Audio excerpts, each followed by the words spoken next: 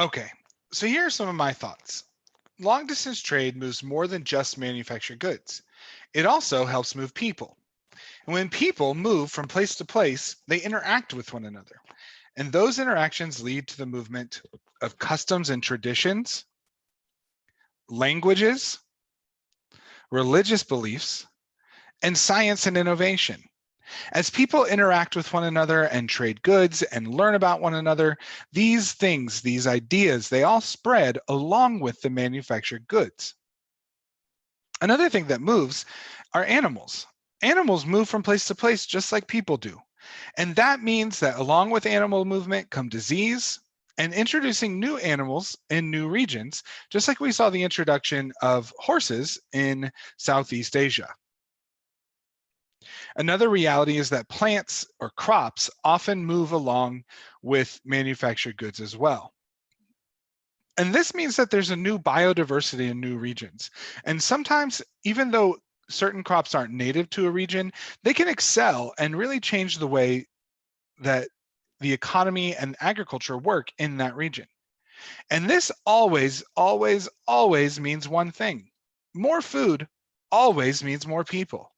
When there's biodiversity, an increase in biodiversity, and new crops are able to grow in new regions, you can guarantee that that's going to lead to a major increase in the population there. Let's take some time and look at some specific examples of these things that we've been addressing. One of the most famous examples of the spread of religion is when Buddhism spread from South Asia or India to China along the Silk Roads. And just like much, I don't know what I'm saying. It's also important to note that religion, when it spreads, it also often changes. The ideas of Buddhism changed as it moved to China, and one of the most famous examples is the idea that Buddhism in India and Buddha himself, never really wanted to be worshipped as a god. But by the time Buddhism had spread to China, Buddha had become worshipped as a godlike creature. Chinese Buddhism is often referred to as Zen Buddhism, and it also brings in characteristics and ideas of Taoism. This is called syncretism, or syncretic religious development, when two religious concepts from two different places mix together because of the diffusion or the spread of those religions and help develop new religious concepts. We'll learn about this soon. We've reviewed this before, but we're going to continue learning about this, especially as we move into units 3 and 4 and talk about even greater connections as a result of the connection of the two hemispheres after 1450. Another example of syncretism in China as a result of the introduction of Buddhism there is the Neo-Confucianism. See, when Buddhism started to come to China, particularly before the year 1200, it was very, very popular. But after the year 1200, there was a major resurgence of Confucianism. But this Confucianism incorporated some elements of both Taoism and Buddhism, which made it a more personal understanding of Confucianism. This type of Confucianism was called Neo-Confucianism. As a result of trade, particularly trade in the Indian Ocean Trade Network, both Hinduism and Buddhism, two South Asian religions, spread into major regions of Southeast Asia. Here's a Southeast Asian temple that has artwork that tributes to both Muslim and Hindu, I don't know what I'm saying, that tributes both Hindu and Buddhist religious and cultural concepts. Of course, it's a pretty modern picture, and today at this temple, Buddhism is practiced. As you can see, some young scholars here in the photograph. As a result of trade, Islam spread all across Afro-Eurasia. Islam, remember, is a religion that was started by a man who was a member of a family that was deeply involved in long-distance trade, and a society that was heavily reliant on long-distance trade. So Islam spread across the trans-Saharan trade route into sub-Saharan Africa, particularly with the creation of the Mali Empire and the major trade network city. Remember, we said the other day that trade builds cities, and one of the great examples of trade building major cities is Timbuktu. Here you can see a mosque in Western Africa in Timbuktu. Another example is the Swahili city-states along the eastern coast of Africa. And the creation of the Swahili language and the Swahili customs that were syncretic developments of East African beliefs and Arabic beliefs from the Islamic people. Islam spread into South Asia, where it became very popular as a result of the fact that it was a universalizing religion. Universalizing religion means it's a religion for everybody. And Hinduism, the most dominant religion of South Asia, was a religion that, while for everybody, put people into certain categories. And for a lot of people, they were put into categories called untouchable, categories that diminish them and oppress them to lower statuses in society. And so Islam was a way for them to escape from that. Urdu is an example of a syncretic language that developed as a result of the spread of Islam and Arabic into the region. Islam also spread into Southeast Asia. You can see a mosque here in the Strait of Malacca, where, not in the Strait of Malacca, but in the Malacca Empire, the Sultanate of Malacca, excuse me, where many diasporic communities developed. Remember, we talked about diaspora 2 days ago. Diaspora is when a large group of people break off or leave, or oftentimes are forced to leave, but they migrate away from their homeland and into new lands. They become small minority communities. So there's many diasporas throughout world history, and one of the most commonly understood ones is a mostly voluntary diaspora of merchant communities developing around the Indian Ocean trade network. But not all diasporas are voluntary. Another reality is the spread of science and technology takes place as a result of long-distance trade. One of the most commonly recognized examples of this is Chinese papermaking and printing techniques traveled all the way to Europe along the Silk Roads.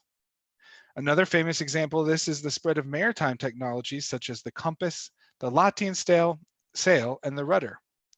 But the most famous example of the spread of science and technology as a result of trade is the expansion of gunpowder and how gunpowder became used as different groups of people for different ways. You can see here one of the first images or understandings of gunpowder, seeing it as a meteor going against the wind. Another reality of long distance trade is that crops spread. This meant that new crops could be grown in new regions. One of the most famous examples of the spread of crops leading to biodiversity in new regions is the spread of champa rice from Vietnam to China. Champa rice was a new strain or variety of rice that had not yet been grown in China. And champa rice was both resistant to flood and drought. That meant if there was too much water or not enough water or the just right amount of water, champa rice could still grow and produce an agricultural yield. So not only that, but champa rice was a very fast-growing grain, excuse me. And because of that, they could actually harvest 2 yields a year. That means they could get twice as much rice, and it was less vulnerable to the rest of the world, to the environmental problems. That was an extraordinary change for the economy and the agriculture of China. And like we said at the beginning of this discussion, that led to massive population growth throughout China. Another example was the introduction of bananas into sub-Saharan Africa. Bananas came to sub-Saharan Africa from Southeast Asia and were an important introduction to the regions and allowed for greater migration of a group of people in Africa known as the Bantu. Okay, so Black Plague, 14th century, good times. Okay, so right here you have your vectors. You have your bacteria, Yersinia pectus, right? Which was yummily digested by the flea, which then the flea jumps on your friendly rat right here. Look at him. It's kind of nice, holding his tail. Doesn't look friendly. Hi. So, and then obviously that comes to here. And then who's the lucky recipient of all this good love? They're humans. All right? So that's the vectors point of it. Go from and to, which, right, in this slide you can tell that it is coming from East Asia, right, over here from China primarily. And it comes, the first recorded case is right there on, right, the Black Sea, Kaffa. Yeah. If the first recorded case is in Europe, how do they know that it came from China and Asia? They follow the trade route, right? Yeah, they do follow the trade routes.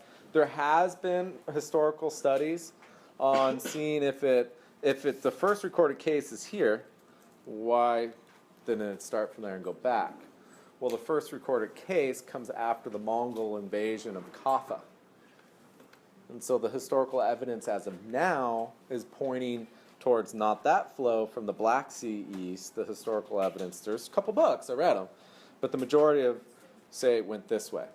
And then 1346, it's in Kaffa, then it goes to Alexandria, then it goes into Venice, and then it's just sheer love all the time, everywhere else, right? So it did. What's in it? The interesting part when I look at this is where it doesn't go. Where there's no recorded case, a high recorded. Okay. So we got South Asia, I heard Africa, all of up here, Wait, where was India? right here. Okay. So, but what does this area and this area have in common? Oh, it's like Weather in Africa and colder. Yeah. What do you think, Tam? Yeah, weather, right? They're extreme climates. Insects don't live in freezing climates. If you did an overlay of trade routes right here versus the spread of it, goes here, then it goes into Venice, then it pops into the trade pockets in Africa, and then it goes all over Europe. I mean, if you do the overlay, it fits pretty closely. So the other thing I want to talk to you about is reactions to the plate. Okay, reactions. Okay, reactions. At the top up here, this is an image, okay, from, Western Europe. Remember, Western Europe at this time is all Latin Christian, which you would call the Catholic Church. There's no Protestant Reformation in the 1300s. Doesn't come around for a while. So you're looking here, you got a man and a wife. Right. Yes, you accept that. But see how they're both sick. Who's helping them? A priest, right? It's a priest. And he's praying. And he's doing the thing. Okay, but which didn't help. Okay, and over here, this is from Germany. Oh, they burn. Is that them burning bodies? So that their disease wouldn't catch on to other people. No, they're burning live Jews. What? Wait, what? Yes. Now I thought. Yeah, no, they did in Germany. I mean, at the same time, Jews are being expelled from France and England. Okay, in Germany, it's a picture. It's a primary document. They burn Jews. The Christians blame the Jews for bringing the plague to them. Now, why would you do that? Then therefore you may infer that maybe not as many Jewish people are getting it. Because how come we have it and you don't? Then therefore you must have some sorcery going on that you're giving to us. But there's other reasons there, right? They have a different diet and they're more cleanly.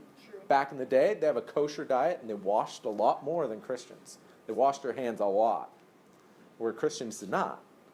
So they're already killing the bacteria, or they're cleaning it off themselves so it didn't spread. It wasn't because they were Jewish, it was because their cultural heritage of cleanliness and food and hygiene. But the Christians felt they were being smited. You're being punished. They did.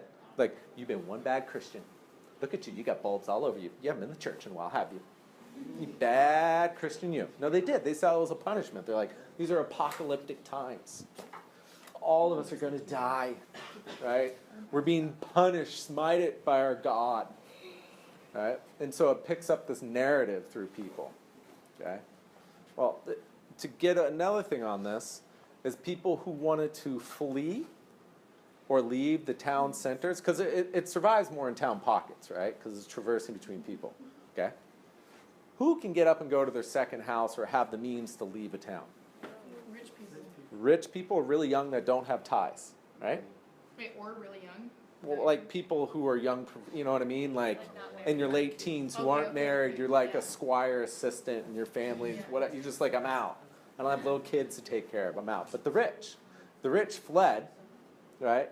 Two. Where the poor stayed in the towns. Wait, where'd the during rich this time. go? They went to their little country home out on the side by the lake. They would. They would. Or the rich friend had a house and they'd go and they'd all bunk out together. On the other counterpart of this is down here. If you have a minaret, that means what? Islam, right? Islam. Okay, Muslims. I mean, think about it, because they do calls to praise at a minaret on the town, on top of the town. So then everyone's got to come and pray. Or the Muslims, they didn't feel they were smited. They felt that this was from Allah. Okay? Allah. They figured God is omnipresent, God is omniscient, He's everywhere. Just as in, the Christian faith, but they viewed it differently. Like, this is from God. Why would God smite us? I'm a good Muslim. You cannot flee, because if you flee, God is everywhere. So the Muslim reaction was stay in the town centers, right? Stay with your family, stay with the ones you love. Also, the majority of people are dying Christians. The Muslims are in southern Spain during the time. They're in trade pockets in Venice. Alexandria, they were decimated. They were killed. The Maghreb, they were killed. But they just viewed it differently. It's a different cultural reaction, right, from the same disease, right? The disease doesn't care if you're a Muslim or if you're a Christian or a Jew or a Hindu or a Buddhist. It's a bacteria. It doesn't care.